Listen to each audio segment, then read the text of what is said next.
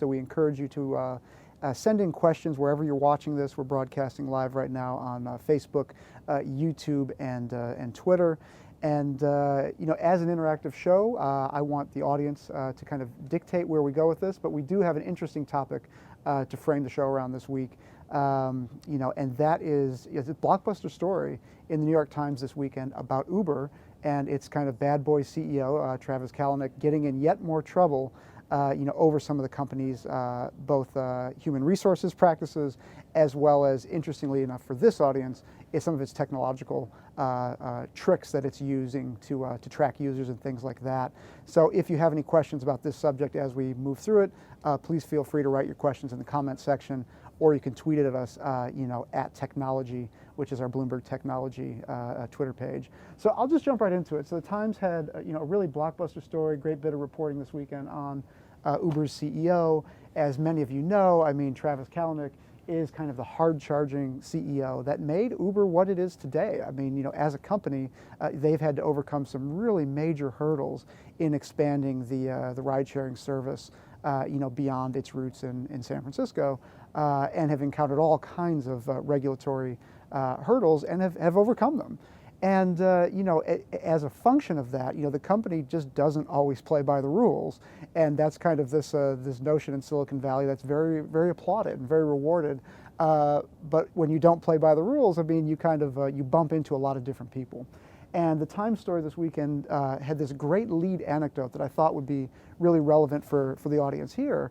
About how Uber was apparently tracking users across reinstalls of their operating system. What that means is this: you've got an iPhone, you download the Uber app. Let's say you sell the iPhone on eBay or whatever. You wipe the device, somebody else buys it. They install the Uber app. Uber is tracking those transactions. Uber is tracking your device, throughout the entire lifespan of the device, even including when you've wiped the device clean and reinstalled the operating system. That's just something that really shouldn't happen, and in fact, Apple has pretty strong privacy safeguards against that. But the Times story leads with this great scene where Travis Kalanick is summoned to Tim Cook's office, the Apple CEO, and Tim Cook has this memorable line where he says, "I hear you're breaking some of our rules." And implicit in that is, if you break Apple's rules, they will yank you from the App Store. And even an app as large as Uber, they're going to have a hard time maintaining their growth if they're yanked from the App Store. Ultimately, that didn't happen. But what Tim Cook was so upset about is this topic of device fingerprinting that I really wanted to dig into today, because I didn't know a whole lot about it, and so I'm assuming viewers may not as well. And part of the function of this show, as I view it, is walking you through some of my discoveries, as we try to navigate this world of cybersecurity and privacy and things like that. So let me, again, any questions on this topic or even others, please feel free to write them in the comment section or tweet at us at Technology, and we'll answer as many of those as we can. So let me get into this a little bit first. So, what device fingerprinting is at its core, every device has a unique identifier just like this. This is what the iPhone's identifier looks like. It's a 40-character string of, it's an alphanumeric string, so letters and numbers, 40 characters. If you have your device, you can find these pretty easily. You can either look at it through the menu, or you can plug the device into your computer and get it through iTunes. This unique identifier is a really, really valuable piece of data. And in fact, just several years ago, Apple was very laissez-faire about giving this identifier out. So what that meant was anytime you download an app to your device, this unique identifier would be readily accessible to any of those apps. They download the app, and they would just be able to track you wherever this device goes. If you have access to this identifier, anyone can track you, whether that's an advertiser, whether that's an email provider, whether that's anything. And it just becomes a very valuable. It's like, think of it as your social security number. Now, it's good to have a social security number. It's it's reasonable to understand that that is used as an identifier to track you across government databases, let's say. But the problem becomes, if you want to download a bunch of apps to your device, they shouldn't have access to this. And in fact, Apple has implemented policies restricting that access. That's a good thing. What Uber was doing, they were not accessing this number. They couldn't. What they were accessing instead was something called a serial number. Now, that's a shorter identifier than what you just saw, but it's still an identifier nonetheless of your particular device. It's just not as good as the unique identifier, but it's still pretty good. And some sleuths on the internet, this is a screenshot from one of them. After the story came out, they went looking through old Uber code to try to figure out what Uber was doing to track users. And it turns out what they were doing was, anytime you downloaded the app, they were running this program, which was essentially an unauthorized program that would call out to the device and it would tag the serial number. Again, that's the shorter version than the unique identifier, but good nonetheless. And this is an example of the code that actually allowed them to do that. I mean, it doesn't make much sense unless you know programming code, but what you can see here is, you can see that the Uber app was calling for the user's serial number. You see it here, you see it here, you see it here. And they were not allowed to do this. These are things that when you talk about companies like Apple or even Google with their Android operating system, one of the big discussions these days around privacy and security as well is what applications, what programs on your phone can access this bevy of identifiers, because these aren't the only two. And really the push has been for Apple and Google to offer tools to limit devices, limit applications access to these, to these identifiers. And that goes a long way, and Apple has a very different business model than Google's. So, in Apple's case, they offer some pretty strong protections against applications accessing these identifiers. And what Uber was doing was circumventing that and tracking these identifiers across usages of these devices. Now, I should mention before we get to some of these questions that are coming in that thank you for those of you who are writing in, and again, feel free to send any questions for anybody watching. Uber said that it was tracking these devices to prevent fraud. Now, that's a perfectly reasonable and legitimate use of these identifiers. What Uber was saying was people were, cheating promotions that they would offer, especially overseas, and buying used iPhones, registering dummy accounts, using stolen credit cards, and just building up all these rides to lead to incentive payments to drivers. So it's an understandable use of this information. The problem was Apple didn't really allow it. And that's what Travis Kalanick got summoned to Tim Cook's office that day to kind of address, and they agreed to stop doing it, and they say they're not doing it anymore. Let me get to some questions here. Again, thanks for those of you who are writing in, and anybody else who has questions, we're wide open to answering those. The question here is, hasn't Apple been accused of doing something similar, tracking us using location services? Yes, the viewer's right. Apple has not had a perfect track record of this, and I should preface this answer by saying, again, Apple and Google have very different business models. Google offers some tools as well. They're not quite as good, as the iPhones in terms of, blocking access to this information. But Google actually does have a lot of tools as well. They're just hard to get to. The problem is if you have an Android phone, your Google account is associated with that phone, so Google's going to get a ton of information about you just by that very fact. Apple just has a different business. They sell hardware primarily. So they're not as inclined to track things. That being said, in response to the viewer's question, yes, Apple has gotten in trouble before, because they were using information about, I believe it was users' Wi-Fi information. So as you were walking around or driving around, and your phone was beaconing out to Wi-Fi hotspots and identifying those, I believe it was, and I could be wrong, but Apple was recording some of that information.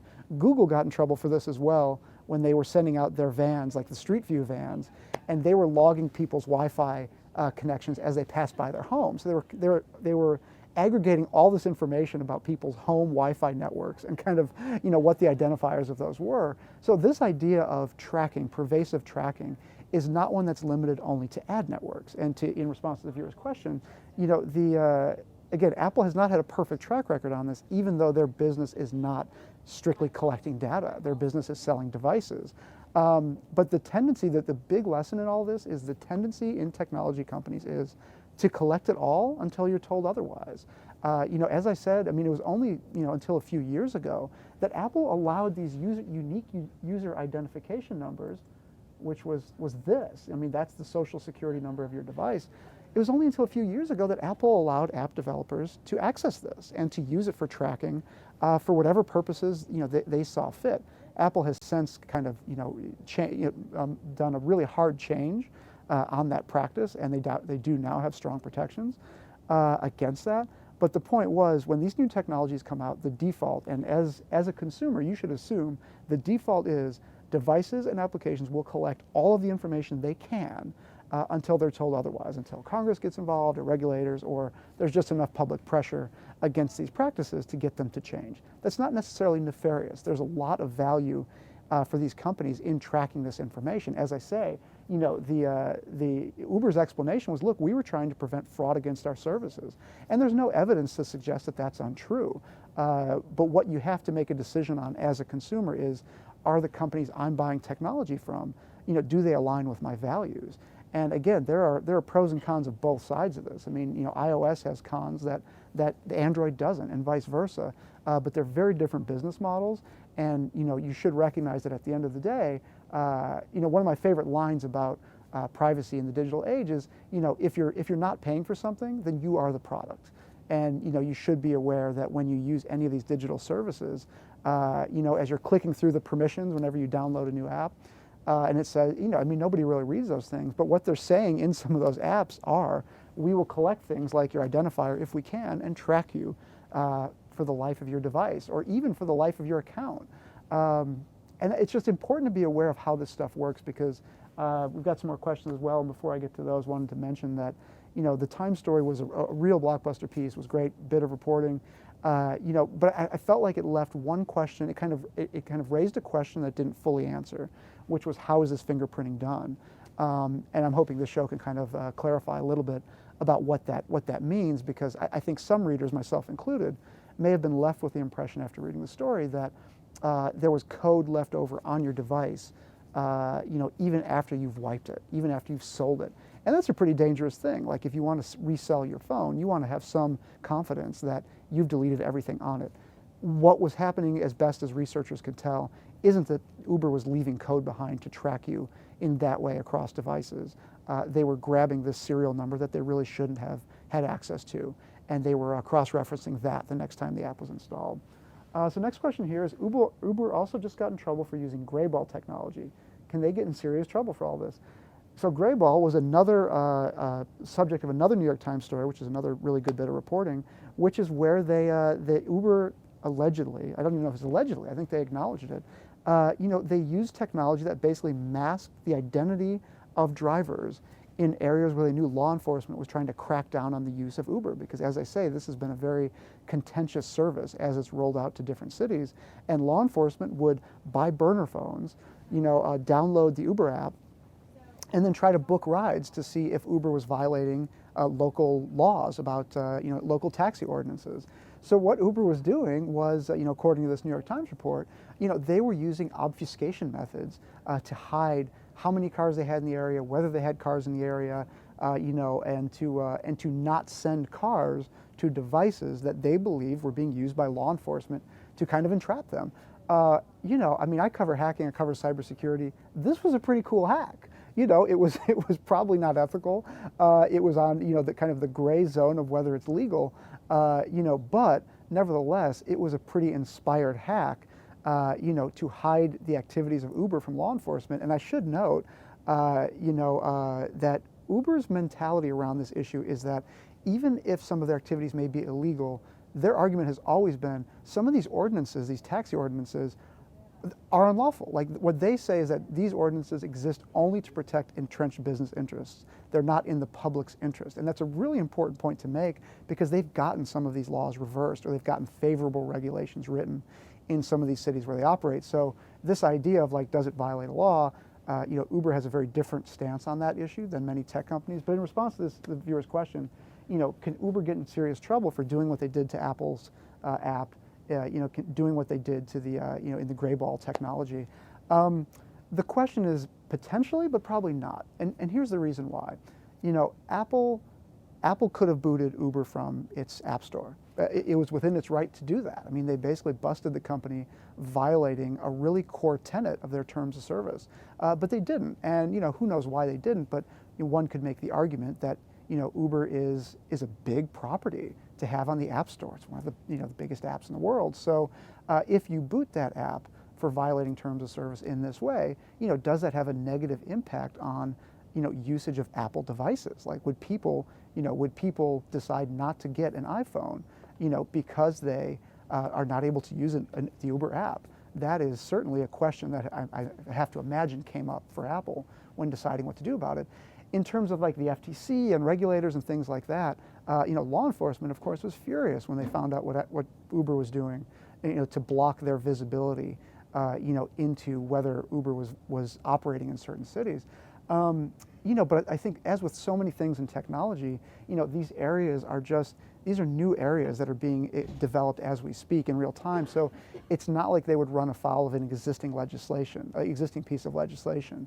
If anything, Uber has, kind of run up against existing taxi ordinances and things like that, but they have a very well-honed playbook at this point for how to address that in cities they go into.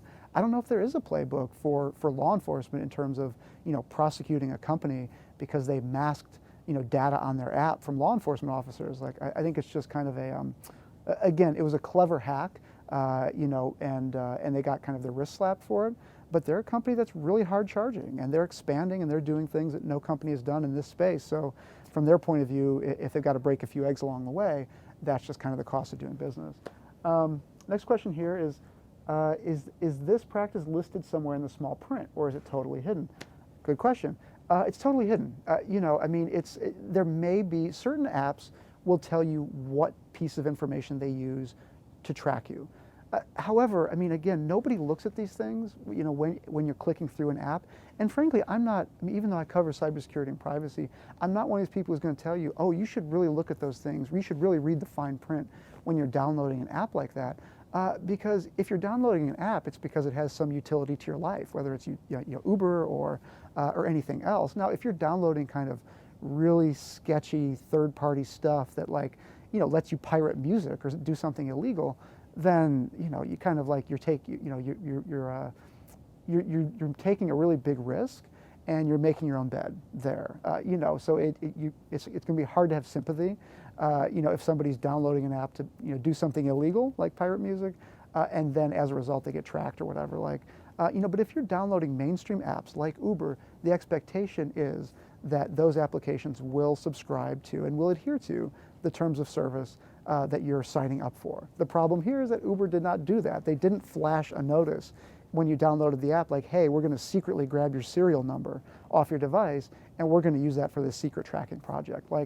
Apple obviously caught them, but it was not, not for lack of trying that, that Uber was trying to obfuscate these methods. So no, it's not the kind of thing that you're necessarily going to see when you're clicking on all the permissions for an app, to allow. So I'm not of the mindset that everybody should just really scan those application terms of service closely. Some people feel very strongly about that, and there are good reasons to do so.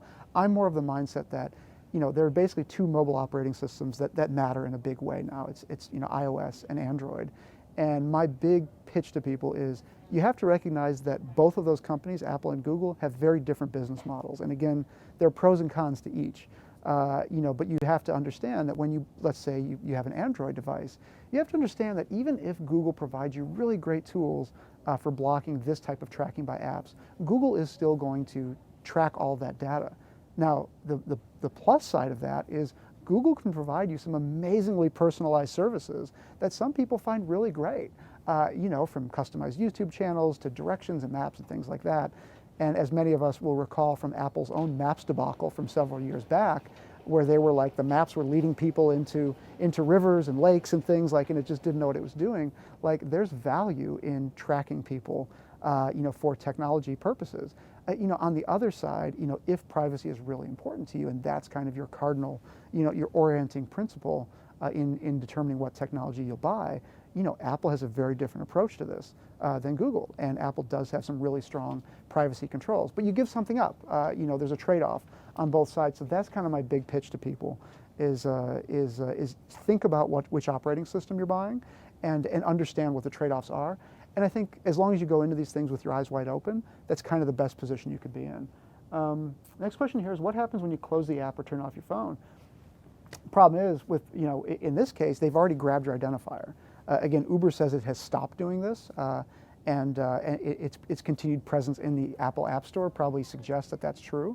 The problem with this type of tracking, this question actually raises a really interesting and fundamental point about cybersecurity and privacy is, there's been a lot made about browser cookies and things like that. Like whenever you go to a website, the website will drop a cookie in your browser and it will track you kind of wherever that browser goes for advertising purposes. That's what most people think of when they think of tracking. And that's the way a lot of online advertising is done. But when you talk about hardcore cybersecurity concerns and really hardcore privacy concerns, it's these unique identifiers of your hardware that really get to the point of, if you're facing insecurity, a nation state adversary, they really want to know this. They want to know beyond a shadow of a doubt that if they see a device on a network and they're capturing all the internet provider, traffic across an internet connection, they want to know that that is you, and if they're targeting you, this will give them that certainty to deploy some sort of advanced attack. Likewise in terms of privacy stuff, advertisers really want to know that they're serving ads to people who have the highest likelihood of clicking on them or buying something. And the more granular data they have about your device, the more tailored ad they can serve you. So that's really important to think about. It's not just your browser. Everybody at this point knows you can clear your browser cookies and give yourself a modicum of protection from unwanted surveillance. But that is just the thinnest layer of what you should do and can do to protect yourself online, because your hardware identifiers, whether it's your phone, whether it's your router, whether it's your PC, this is what attackers look for, and this is what advertisers frankly look for.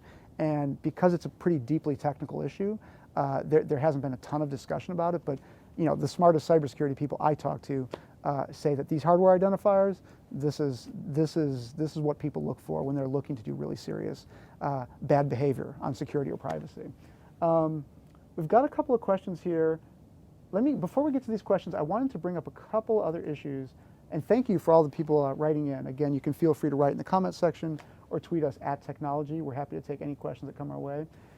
There are a couple of things you can do within iPhone and Android to limit some of these practices. Again, if a company like Uber goes rogue and uses their kind of trusted position within the Apple App Store to run programs that grab data they're not supposed to, there's not a whole lot you can do about that. However, and as I say, Apple has some pretty strong protections in this area. One of the things Apple offers is this. There are two things. Is you can click a button that limits ad tracking. Now that might sound kind of like a milquetoast approach. If you're concerned about privacy, why don't you just block all ad tracking? And Apple has recognized this, that so what basically this function does now, by limiting ad tracking, what that means now is it's basically blocking almost all behavioral targeted advertising to your device. So this kind of limit ad tracking rubric is actually a little bit misleading. It's much stronger than that now. But this is something you should do. If you've got an iOS device, and you're concerned about advertiser tracking you, this is something important to do. And you can also reset your advertising identifier. That's basically like your cookie in your browser. So again, these don't get to your hardware identifiers. You basically have to accept and hope that Apple is protecting that information as strongly as it should. But as a user, you don't have a lot of control over that.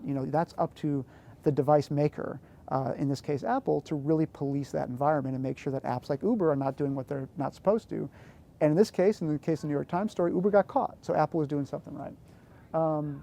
And in the case of Android, you can also reset your advertising ID. But before I get to these questions, I do want to make a really important point about this. This means something very different in the Android environment than it does in the iOS environment. Remember, I just said that in iOS, limiting your ad tracking, resetting your advertiser ID, that means something very strong in the Apple environment.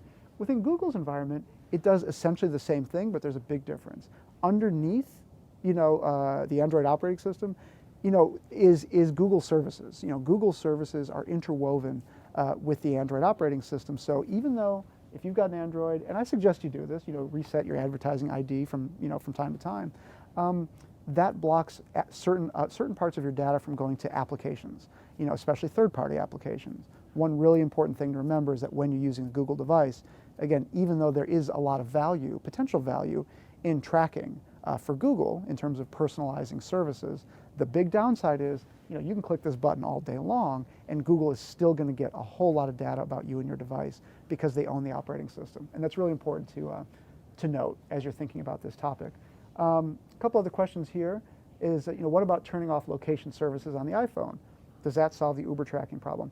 It doesn't. As I mentioned, the Uber tracking problem was they were grabbing your serial identifier. They were grabbing your hardware identifier.